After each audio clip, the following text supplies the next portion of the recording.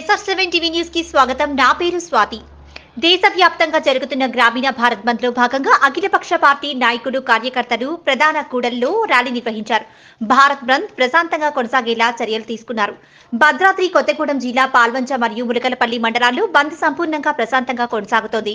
ఉదయం నుండి అఖిలపక్షం పార్టీలైన కాంగ్రెస్, టీడీపీ, సిపిఎం, సిపిఐ, సిపిఐ, ఎంఎల్ పార్టీల ఆధ్వర్యంలో బంద్ కొనసాగిస్తున్నారు. ఈ బంద్ లో పలు పార్టీలు నాయకులు పాల్గొని ప్రధాన కూడలిలో ర్యాలీ నిర్వహించారు. ఈ నేపథ్యంలో వ్యాపార సముదాయాలు, విద్యా సంస్థలు, ఆర్టీసీ బస్సులు, రవాణా వాహనాలు స్తంభించి హైవే రహదారులు నిర్మానుష్యంగా కనిపించాయి.